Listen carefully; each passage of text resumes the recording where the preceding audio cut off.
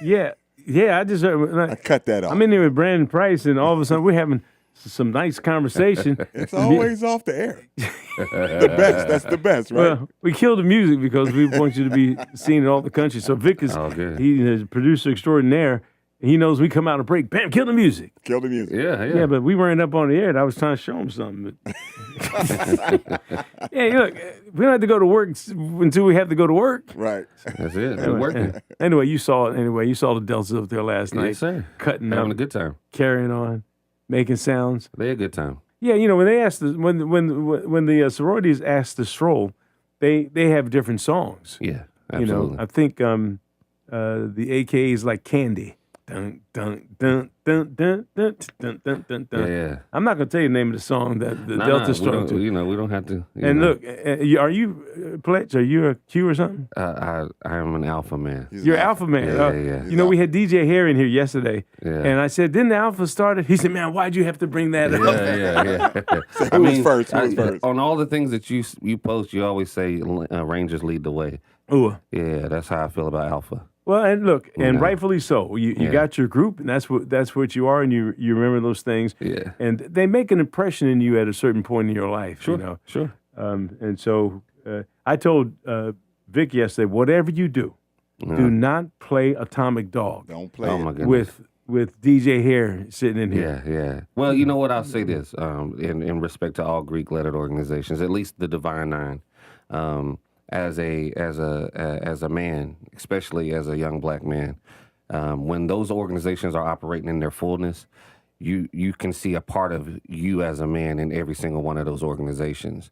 You know, from the alphas being, you know, professional in business to the omegas, which is who you just described, the energy, the grit, the grind, the relentlessness, kappas being the presentation, you know, and that smooth piece of who we are, and sigmas, which is more of our heritage, the culture, where we come from, just representing that historic piece. Though you should be able to see a piece of you in all of those organizations, just whichever one, you know, stands out to you the most, you know, and usually that's influenced by the members that you first see that are in those organizations. You know, and I always joke that I've pledged me, find me, because Yeah. I didn't pledge, you know, when I was in college, but I saw the organizations, Yeah. and I work with the organizations now because the work that's being done in the community, Sure. long after graduating, having fun in college, Yeah. you know, and there was some serious work with the undergraduates as well, you know, as a service to community. Yeah. But then you see the graduate chapters doing what they do in Absolutely. terms of raising money for different organizations. And it is with a lot of volunteerism that goes on within those organizations. Well, I didn't want to pledge. I didn't know anything about it. I didn't come from that. So nobody in my family is Greek or belongs to any organizations like that. When I got to Fayetteville State, my greatest influences were alpha men. I didn't know that they were alphas, though, at the time. I just saw a group of men that just looked like they not had it together, but they represented and was carrying themselves in a way that I wanted to carry myself. And I was just like, man, I got to get next to these guys so I can figure out what it is that's about these guys that make them who they are. And the closer I got to them, you know, that of course, that curiosity that brings everyone together made me be like, okay, well, what's this about? You know what I mean? You see a group of guys that sort of subscribe to the type of life and the code of life that you want to, you know, try to live by, then it made it easy for me. Yeah, and you know, and again, it's something that continues way beyond your college years. Did you pledge undergraduate? I did. Tiffany, I come did. on in. Yeah, she peeking out. You know, this is shows like Johnny Carson. How you doing? Yeah. Fine. How are you? What are you? What's your name? Celeste. You here going to be coming up talking about some stuff here. Sit down for a second, Celeste. She snuck in here. She came all the way from where? Where were you? Jacksonville, North Carolina. Wow. For a different show that we're going to do. And you actually come up at 8 something. Okay. So make yourself comfortable. I don't want you to be out there like you're an orphan. Like it's a doctor's office. Yeah, That's what it feels she's like. gonna be she's taking pictures like she's the Next. She's having a good museum. time. She's having a good time. I've never been in a radio station. But here you Yeah, are. Welcome here, and she's got a serious story that we're going to share with. So I want you to feel All right, comfortable. good, Okay. good. All right. You don't know Brandon Price. He's the executive director for Fayetteville Habitat for Humanity. Yes, sir. And- Yes, Nice sir. to meet you, Mr. Yeah. Price. Very nice to meet you. Yeah. So look, let's get down to business All of right, why let's do you're it. in here. You know why he's in here? because I had a cancellation last minute, and I said, "Who do I call? Who you call? I'm Ghostbusters?" the plan B. Yeah. Well, but you know what? There's always something to talk about Yeah. with Habitat in terms No of doubt. things that are going on and everything. No doubt. What's the latest with your whole campaign and things that you do for this community? Yeah, man, we're under construction. We have 7 houses under construction right now, and we have 5 in Cumberland County that's under construction, 2 that's out in Bladen County right now. So it's really important that we, of course, continue to raise as much funds as we can. And the most important thing I wanted to kind of go over today was, shopping. Folks can really support our organization by shopping at the Habitat Restore. There's only one Habitat Restore in town, and it's at 3833 Bragg Boulevard. Every single dollar that we raise through people shopping at the Habitat Restore goes to help us do home repairs for deserving seniors in this community, to help them stay in their homes. And if I can keep people in their homes, then that's what makes it affordable. Yeah, well, let's talk about that for a second. Will the people donate the things to it? It's like the Salvation Army kind of warehouse, Well, but the Salvation Army does a great job of what they're doing. Right. For us, we do gently used and new household goods. And so we get donations from hotels. We get donations from a lot of companies and businesses around town when they're changing out furniture and stuff like that, and updating and upgrading and stuff. We get the other stuff. right, and so they get a tax break on making that donation. Yes, sir. And so does an individual? Now, I don't know if the individual income tax allows for that type of donation anymore. It does. Yeah. Yeah, when you donate something to the Habitat Restore, with the value of that, you can write off on your taxes. Yeah, it just seems like the tax code changed. I think I was doing some of that stuff with Salvation Army and some, you got shirts and clothes and things Yes, like sir. that, and you donated. You get the receipt, and I just turned it over to my accountant, and they Yes, sir. work it all out. Sometimes it can be, but all that aside, how about just the goodness out of your heart? Yeah. That part of a donation, Yeah. and that's what this is about.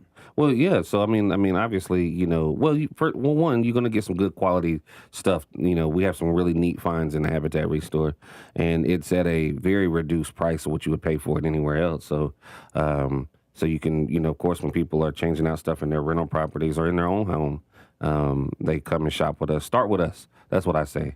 If you're looking for something for your household, from a refrigerator to new couch, a desk, chair, whatever it is that you're looking for, just start with Habitat. See if we have it first.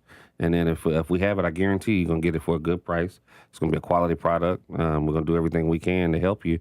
And just by shopping, just by you getting something that you need, you're helping another family stay in their home. Yeah, and are there electrical things like fans? Yeah, we have and ceiling things like fans. that? We have, in fact, we have our apparatus that was just built where we hang the lighting fixture so you can see what it's going to look like in your home before you buy it. So we have some really neat things that's going on over there, and we need the support.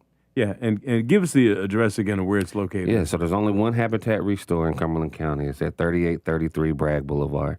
Come see us.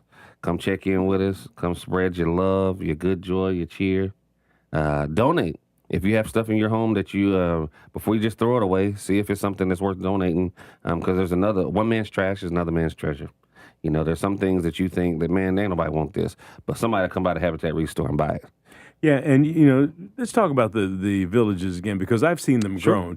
I mean, and it is pretty amazing. At first, you get the sense, not in my backyard. Don't do it there. But you're not talking about individuals who are just being given homes. They come with a mortgage. They come with sweat equity. Talk about that a little bit. Yeah. So people think that Habitat for Humanity builds houses and give them away. That's never ever been the case. Since 1974, that's not happened. And we've been in this community since 1988. We built over 200 homes in this community, and not one time have we ever built a house and gave it away. We partner with hardworking families, and in exchange for them doing up to 300 sweat equity hours to help build their home, the home of their neighbors in the community, volunteering out in the community, they receive a low interest rate, 0 to 3% interest rate. And when we use volunteers to help us build, we're getting a lot of things at cost, but there is no used materials, into these brand new homes that we build for these families. Some of it is donated, but it's not new. I mean, it's not used. And so these families walk away with a mortgage. That's how we continue to be able to build other homes, is by them paying their mortgage. We've had 200 homes. How many homes built? Over 200. Over 200. Yeah. And of the families that have been in there, how many have been able to stay in their homes? So since I've been there, a quarter of those have paid off their homes. So we have, I think, 48 homes has been paid off since I've been there, and it'll be 8 years in October. So that's what you really want. That's right, and that's hard for the average person to do sometimes. Just it's hard to see ahead. 30 years down the road when you first signed the dotted line and saying, "Dang, 360 payments." The average mortgage is usually a 30-year mortgage, but there's a lot of families that have been able and been fortunate enough to do that. Well, the interest rate are such now that it's kind of hard to get folks out there. Yes, sir. And I bought my house when I was 60, Really? and I remember signing the Are you paper. 62? Yeah, right. Oh. Yeah. I remember signing the paperwork, and they said, like you just said, it's 366. It's a 30-year mortgage. Yeah. I did the math real quick in my head. I'm 60, 78. I'll be 90 before I pay my house off. Yeah. And you know what? I kind of laughed about that Yes, because sir. I said, am I even going to be here? Do I even care? The most important thing is, what am I going to do right now? And that's how I look at it with Habitat in terms of those families. Mm-hmm. What can they have right now? And hopefully it's passed on with generational wealth to a family member. How does that work? Oh, well, that's the whole key, really, is the home ownership is the cornerstone of wealth in most communities, especially in minority communities. Being able to keep a home in the family where after mom or dad or grandparents, pass away or move, then you're able to keep that home so that, the next generation doesn't have to start from zero. They're able to already have a home and they don't have that mortgage. Or if they do, it's a low interest mortgage and only a few more years to pay it off. And then they just get to live without the worration of rent and or a mortgage. And they can get going real good until it's time to pass it to the next generation. Well, the issue is a lot of times we're not taught to think that way. Yeah. We want to get a real nice car. Yeah. And I've seen Mercedes-Benz parked outside of mobile homes. And I've never figured that one out because there's not a car that's going to appreciate to the extent that a home will in terms of building wealth for a family. Well, I think you said it earlier, though. I mean, it's hard to look at 30 years down the line. And home ownership feels so final for most people. They're not sure that this is where they want to be for the rest of their life or in this home for the rest of their life. And I always try to let our families know, like, this isn't forever necessarily. It didn't have to be. You're not stuck in a mortgage. Like, that's the beauty of home ownership. When I moved out of my home, my first home, I was there for 14 years. The first home I bought, I was there for 14 years. When I left with something because I sold it. But most of the time when you move out of an apartment or a home after 10 years, 15 years, some people have been renting places for 20 years. You've paid that person's house off. You know what I mean? But if you leave with nothing. You know what I'm saying? You're not going to get that security deposit back because you've lived in that house. Yeah, they're going to have to clean that. There's plenty of things that they're going to have to do just by the virtue of just living and existing, not really even doing anything that's harmful, just trying to live. But if you walk away from a home and you want to do something better and build up, then with home ownership, usually homes appreciate, and so you're going to walk away with more than you went there with.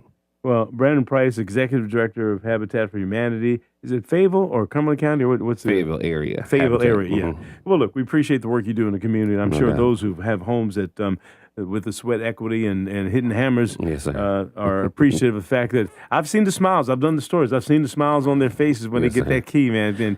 And it's theirs. So continue the work that you do, and we'll have you back on the show. Next time I have a cancellation, I'll give you a call.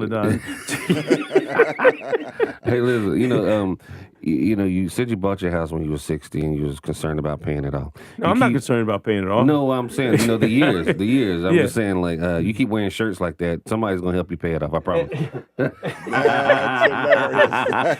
going to put them outside, Frost. Come on, man. We're going to put them outside. They're going to start donating. This is it. Just give me a sign, baby. Hey, Brandon, we appreciate it. Appreciate our friendship over the years, too. Yes, sir. You're listening to News Talk 640 WFNC. We've got Fayetteville's most dependable forecast with CBS 17 meteorologist Rachel Dunsing.